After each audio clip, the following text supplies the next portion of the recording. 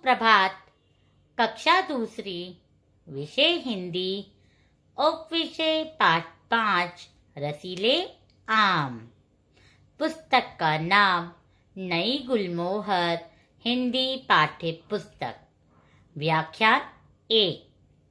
आज इस व्याख्यान में हम पाठ 5 रसीले आम की दोहराई करेंगे।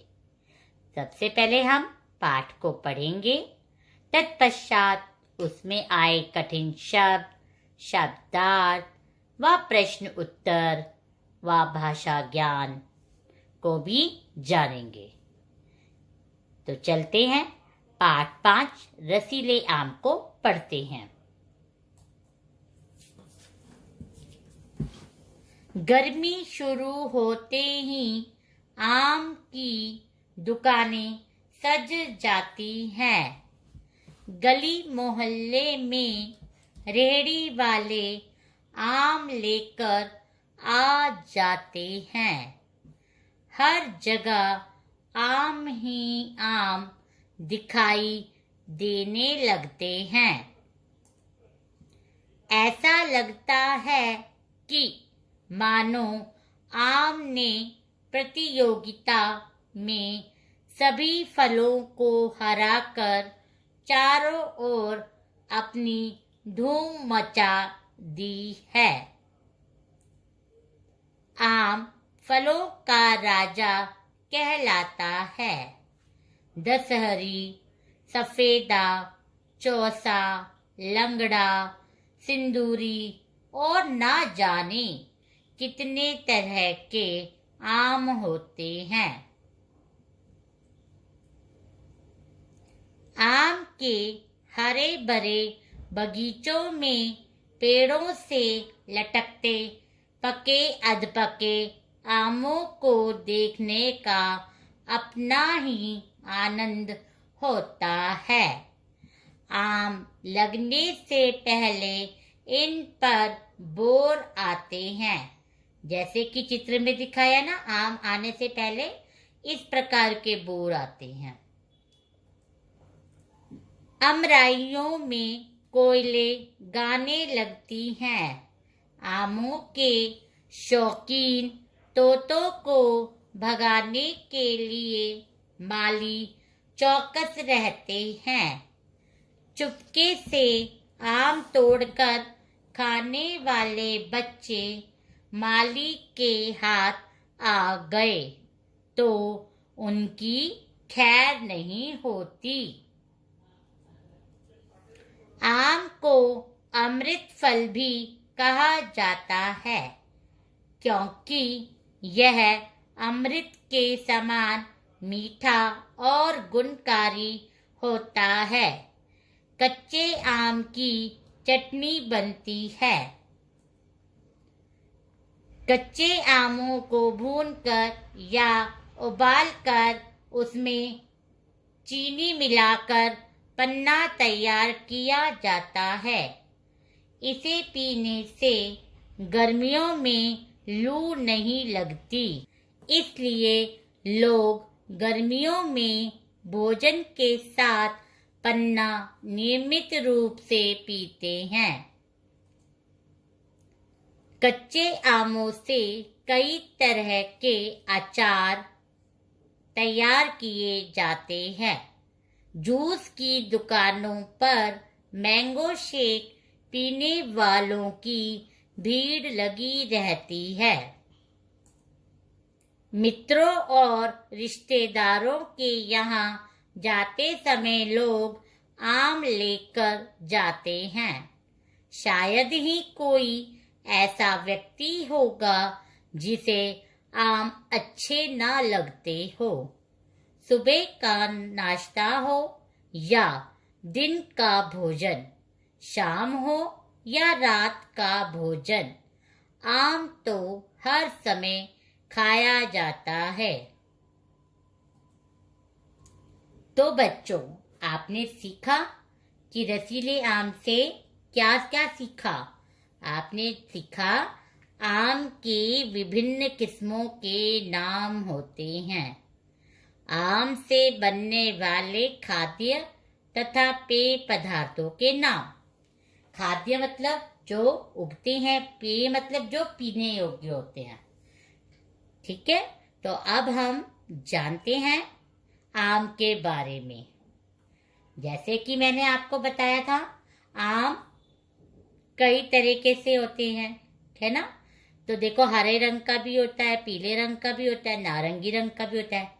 अगर आपको कोई कहे आम पर कोई भी वाक्य लिखो तो किस प्रकार लिखेंगे जानते हैं?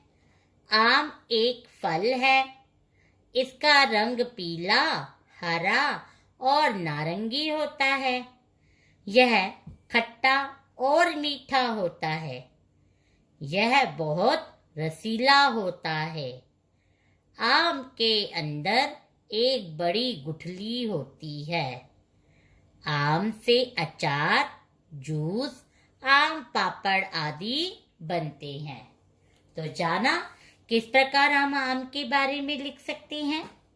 तो अब हम इसमें आए कठिन शब्दों को जानते हैं। कठिन शब्द है सबसे पहले रसीले। क्या है सबसे पहला कठिन शब्द? रसीले। दूसरा है दुकाने। दूसरा है दुकाने। तीसरा है गर्मी। तीसरा है गर्मी। चौथा है मोहल्ले। चौथा है मोहल्ले। पांचवा है रेड़ी। पांचवा है रेड़ी। छठा है दशहरी। छठा है दशहरी।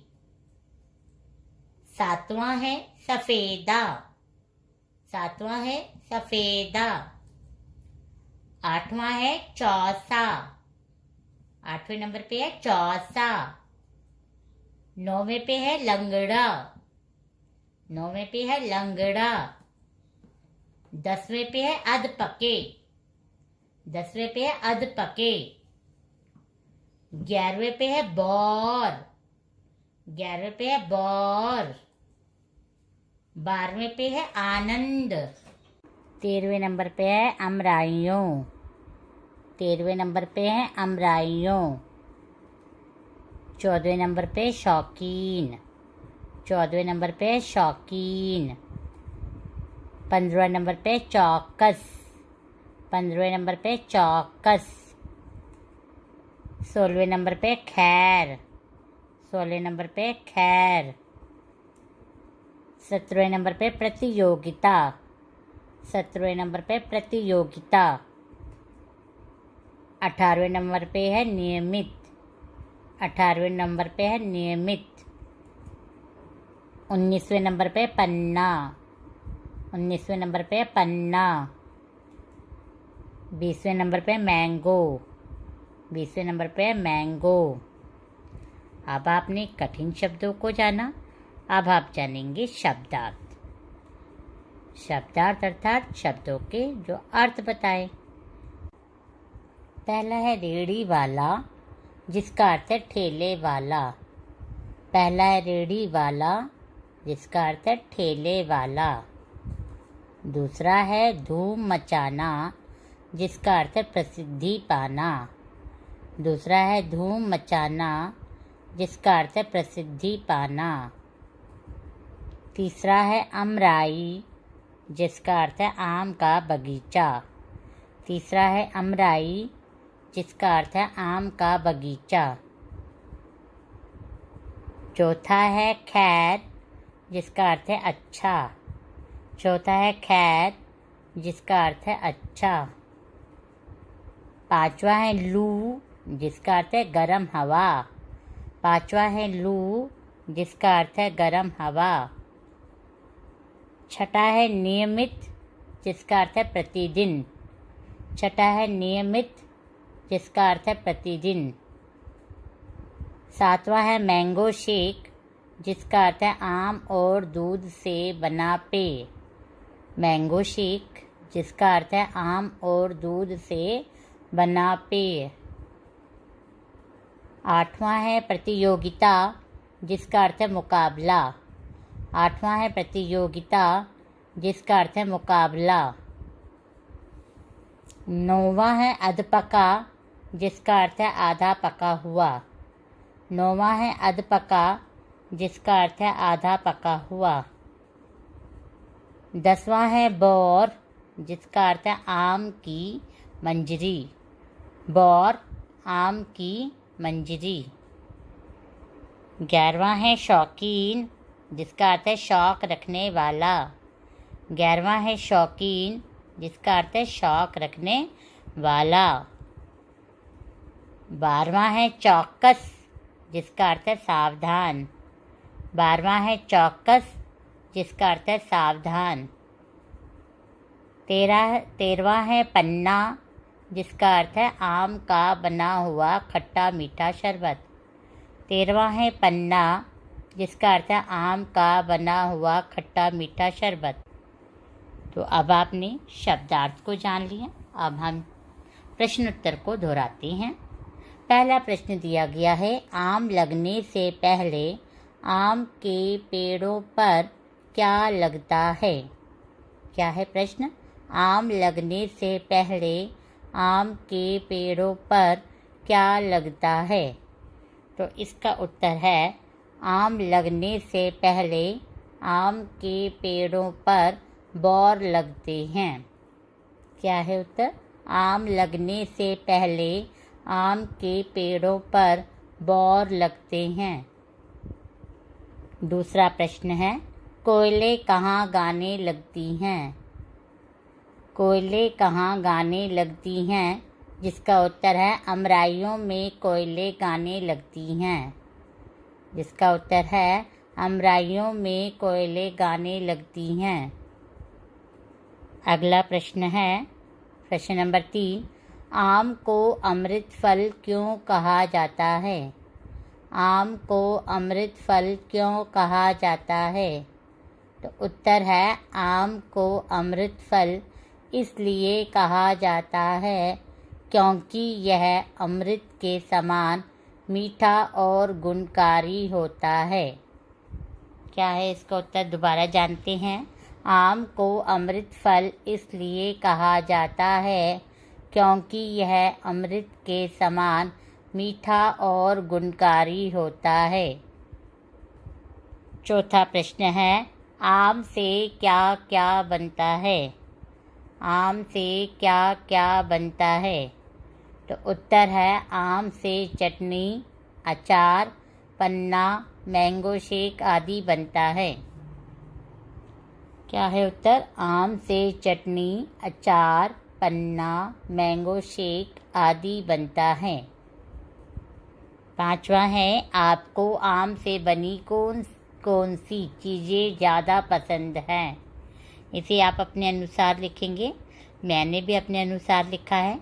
मुझे आम से बनी चटनी और मैंगो शेक पसंद है। मुझे आम से बनी चटनी और मैंगो शेक पसंद है। अब हम जानते हैं हाँ या नहीं में उत्तर देना।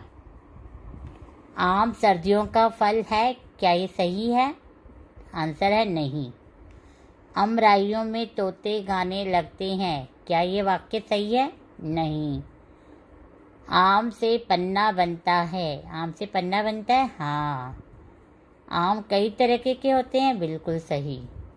तो आपने जाना ये नहीं क्यों है, क्योंकि आम गर्मी का फल है और अमराइयों में कौन गाने लगती हैं? कोयले गाती हैं, ना कि तोते।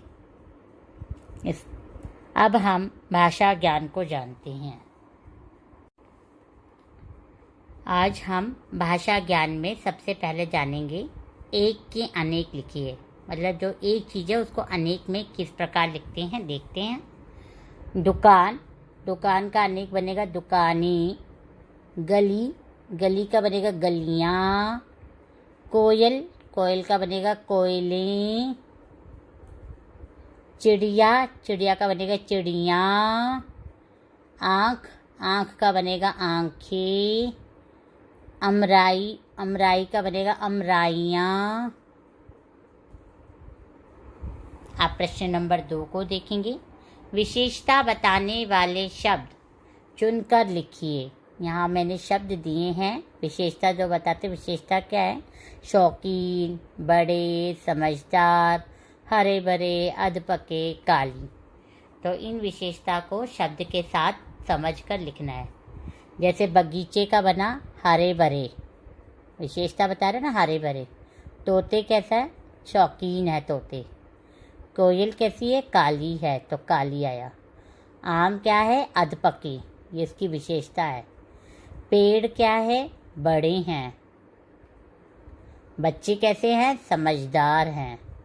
तो हमने इन शब्दों की विशेषता को जानते हुए लिखे शब्द। अब हम प्रश्न नंबर 3 में जानेंगे, शब्दों में जो भी वर्ण हैं उन्हें अलग अलग करके लिखना वर्ण विच्छेद कहलाता है। जैसे अनोखा है, आ अकेला है तो ये अ से बना। नो किससे बना? न में ओ जोड़ के, आधा ना में। खा किससे बना? आधा खा में आ जोड़कर। इसी प्रकार हम और शब्दों को जानते हैं किस प्रकार बना, सभी बच्चे ध्यान से देखेंगे। आम, आ का आ है, म बना आधा माँ में अ जुड़कर, तो ये क्या बन गया? आम। रसीले कैसे बना? र आधा रा में आ जुड़ के, सी आधा सा में बड़ी की जुड़ के, ले आधा ला में ए जुड़ के, रसीले। मिठास कैसे बना देखेंगे? म में छोटी ई मिल के मी, ठ में आ जुड़ के ठा, आधा स में आ जुड़ के स। देखते अमृत, अ का अ, मृ बना म में री जुड़ के, ता बना आधा ता में आ जुड़ के, ये बना अमृत। आज आपका गृह कार्य रहेगा प्रदत्त कार्य करो। प्रदत्त कार्य में पहला प्रश्न है, सही उत्तर के सामने सही लगाए निशान। यहाँ पर आपको प्रश्न दिया गया है, 3 विकल्प है, जौन सा विकल्प सही है उसके सामने सही का निशान लगाना है। अगला प्रश्न है, दिए प्रश्नों के उत्तर दीजिए।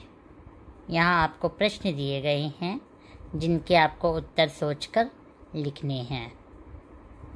तीसरा है, दिए गए शब्दों के अर्थ लिखिए। यहाँ आपको शब्द दिए गए हैं जिनके अर्थ आपको सोचकर लिखने हैं। अगला आपका है, वर्णों को अलग अलग लिखिए। चौकस, नियमित, अधपके, इनको आपने अलग अलग करके लिखना है। ठीक है, धन्यवाद।